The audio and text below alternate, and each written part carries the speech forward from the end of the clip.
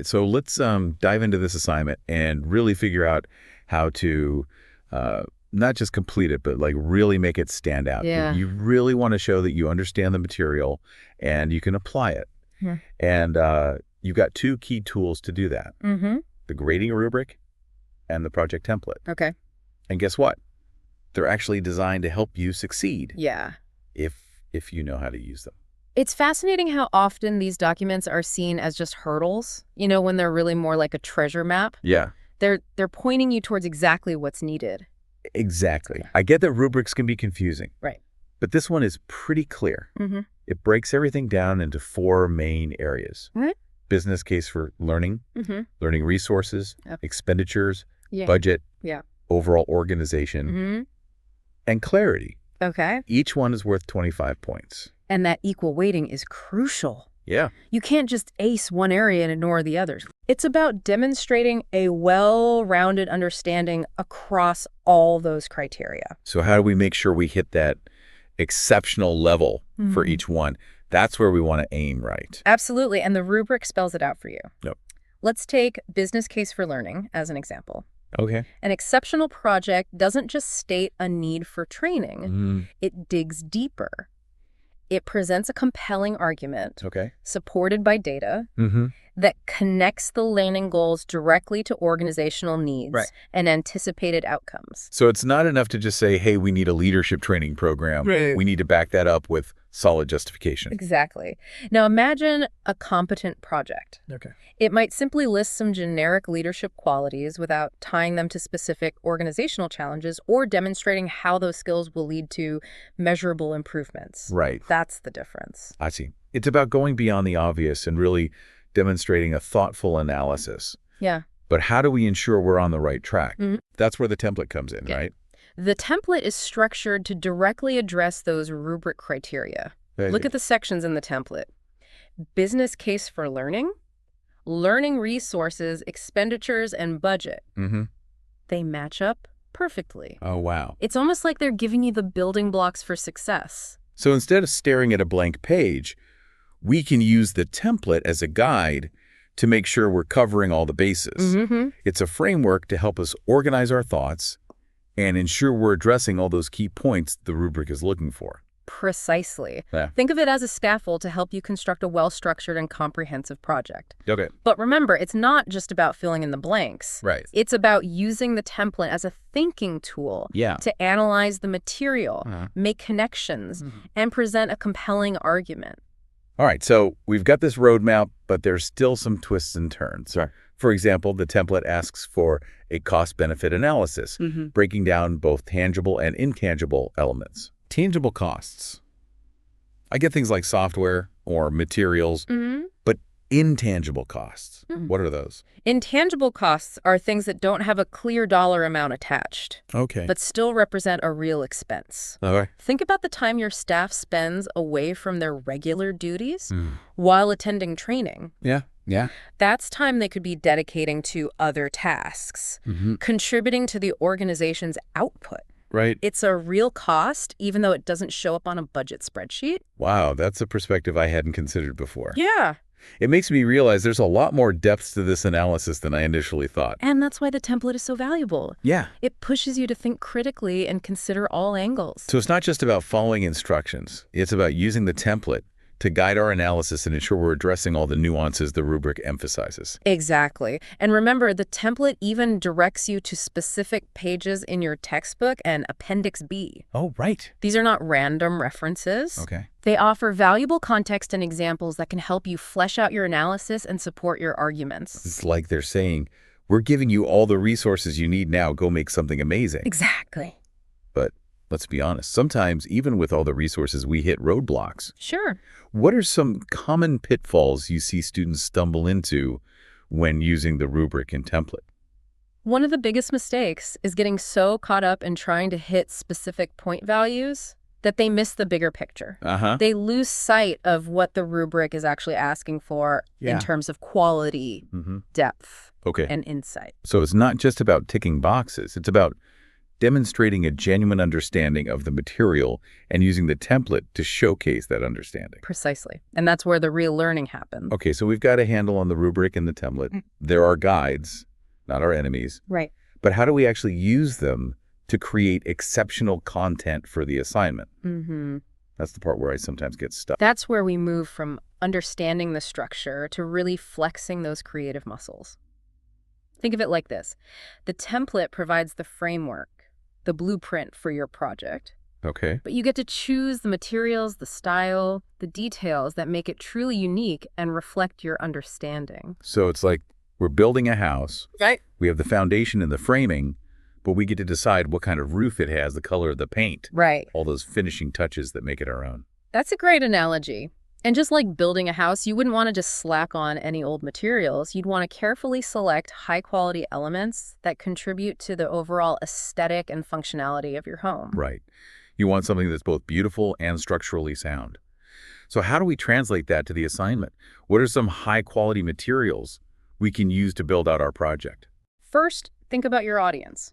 Who are you creating this project for? What do they need to know? What will resonate with them? Let's go back to that leadership training example. Instead of just listing generic leadership qualities, consider the specific challenges leaders face within your organization. So tailor the content to the specific needs and goals of the organization. It's about going beyond a generic one-size-fits-all approach. Exactly. Remember, the rubric emphasizes the business case for learning. You need to demonstrate that you understand the organization's context and how this training will address its unique needs. And those references in the template, the textbook pages on strategic goal alignment, the examples in Appendix B, those are your high-quality materials. They give you a framework for thinking about how learning initiatives connect to the bigger picture. I see what you mean. It's about integrating the theory with the practical, taking those concepts from the textbook and applying them to a real-world situation. And that's what will make your project stand out. You're not just regurgitating information. You're demonstrating your ability to analyze, synthesize, and apply knowledge. That makes sense. It's about showing, not just telling, okay, so we've got the content, but how do we organize it in a way that's clear, compelling, and easy to follow?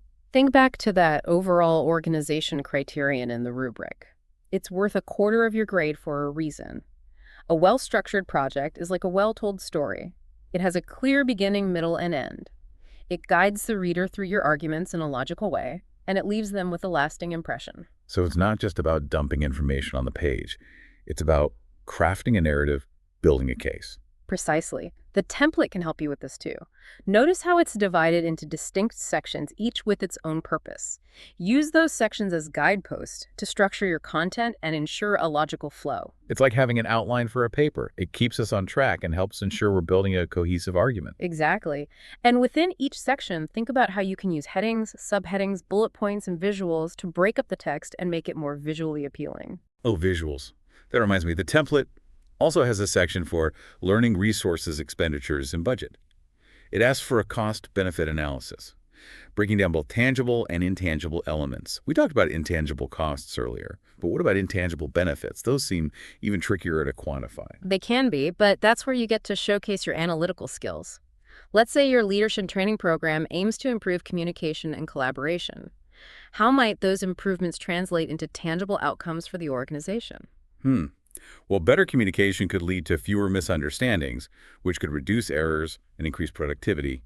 And improved collaboration could lead to more innovative solutions and a more engaged workforce. Exactly. Now, those are still somewhat intangible, but you're starting to connect the dots and demonstrate how those intangible benefits can ultimately contribute to measurable results. So it's about thinking beyond the immediate impact and considering the long-term ripple effects of the training. Precisely. And that's what a truly exceptional cost-benefit analysis does. It goes beyond simply listing costs and benefits. It paints a picture of how those elements connect to the overall goals of the organization and contribute to its success. I'm starting to see how this all ties together. The rubric sets the expectations, the template provides the framework, and we as the builders get to choose the materials and craft a compelling narrative that demonstrates our understanding and insight. But how do we ensure that our message comes across clearly and effectively? The rubric mentions clarity as a key criterion. Clarity. It's one of the most important yet often overlooked aspects of any project. It's not enough to have great ideas if you can't communicate them in a way that's clear, concise, and easy to understand. So it's like we're translating our expertise into something that anyone can grasp, regardless of their background. Exactly. Imagine you're presenting your project to a group of stakeholders. Some might be experts in the field, while others might be completely new to the concepts. You need to be able to speak to everyone in a way that makes sense and resonates with them. That makes sense. So how do we achieve that level of clarity? Are there any specific strategies we can employ? Absolutely. First and foremost, use clear, concise language. Avoid jargon or technical terms unless you're absolutely sure your audience will understand them. And if you do need to use specialized language, be sure to define those terms clearly. So it's about being mindful of our audience and choosing language that's appropriate for their level of understanding. Exactly. And don't be afraid to use visuals to help illustrate your points. A well-placed chart graph or diagram can often convey information more effectively than words alone. Visuals are a great way to break up the text and make the information more accessible. They can also help to highlight key trends or insights. Precisely. And don't underestimate the power of white space. A well-formatted document with clear headings, subheadings, and ample margins is much easier to read and digest than a dense, text-heavy block. So it's about creating a visually appealing and easy-to-navigate document that guides the reader through the information effortlessly. Exactly. And that brings us back to the template. Notice how it's designed with clarity in mind. The clear sections, headings, and prompts help you structure your information in a way that's logical and easy to follow. It's like the template is doing half the work for us. It's providing a blueprint for clarity, and we just need to fill in the details. That's a great way to think about it. The template is a tool to help you succeed. Use it to your advantage. But remember, clarity is also about refining your writing. Proofread carefully. Edit ruthlessly. Make sure every sentence is as sharp and impactful as possible. So we've talked about the content, the structure, and the presentation. But how do we know if we're on the right track? Is there a way to get feedback before we submit the final project? Absolutely, and this is a crucial step that many students miss. Before you submit your project, share it with a trusted friend, colleague, or mentor. Ask them to read it with a fresh perspective and provide honest feedback. That's a great idea. Sometimes we get so close to our own work that it's hard to see the flaws. A fresh pair of eyes can help us catch those little errors or areas where we could be clearer or more impactful. Exactly, and don't be afraid to ask for specific feedback. Ask them if the argument is clear, if the organization is logical, if the writing is engaging, and be open to their suggestions. It's all about continuous improvement, right? We're always learning and striving to do better. Precisely. And that's what makes this whole process so valuable. It's not just about completing an assignment, it's about developing our skills, expanding our knowledge, and becoming more effective communicators. I love that perspective. It's not just about the grade, it's about the growth. And that growth is what will ultimately set you apart. Okay, so we've covered a lot of ground here. We've talked about using the template and the rubric as guides, crafting compelling content, organizing our ideas effectively, and ensuring clarity in our writing. But before we wrap up this section, is there anything else we should keep in mind as we move into the final stages of the project? Yes. Remember, the goal is not just to meet the requirements, but to exceed them. To create a project that truly showcases your understanding and insights. And that's where that final exceptional element comes into play. All right, let's talk about that.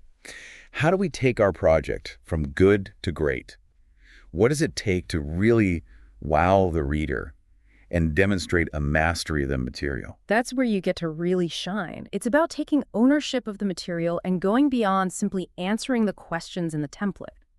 Think about how you can add value, offer unique insights, or connect your analysis to broader trends in the field. So it's about demonstrating that deeper level of understanding and engagement. Right. It's about taking initiative and showcasing that we've really grappled with the concepts. Exactly. Anyone can follow instructions and complete the assignment.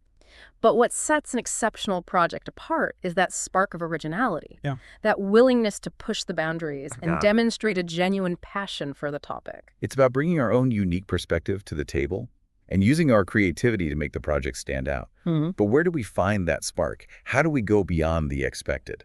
Start by asking yourself, what surprised me about this material? What connections did I make that weren't explicitly stated? Maybe you discovered a real-world example that perfectly illustrates a concept from the textbook. Right. Or perhaps you identified a potential challenge or opportunity that the template didn't directly address. So it's about those aha moments, those insights that emerge when we really immerse ourselves in the material. Exactly. And don't be afraid to challenge assumptions or offer alternative perspectives. Yeah. Critical thinking is a key component of exceptional work. I see. So it's not just about agreeing with everything we read. It's about engaging with the material, questioning it, and formulating our own informed opinions. Precisely. And remember, the rubric encourages you to draw on a variety of sources to support your arguments. Don't limit yourself to the textbook and Appendix B. Okay. Explore relevant articles, industry reports, or even case studies to add depth and richness to your analysis. This is making me think about the learning resources section of the template. Right. It's not just a checklist of materials. It's an opportunity to showcase our research skills and demonstrate that we've gone beyond the assigned readings to explore a wider range of perspectives. That's a great insight. And when you present those additional resources, think about how they connect to your overall argument. How do they support your claims? What unique insights do they offer? So it's not just about throwing in a bunch of random sources. Yeah. It's about strategically selecting materials that enhance our analysis and demonstrate the depth of our research. Exactly.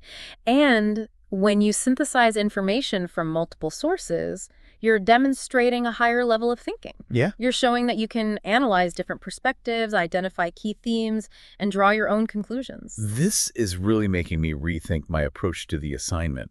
Instead of seeing it as a chore, I'm starting to view it as an opportunity to explore, to learn to really dive deep into a topic that interests me. And that shift in mindset is what will ultimately lead to success. Yeah. When you're genuinely engaged with the material, the quality of your work will reflect that.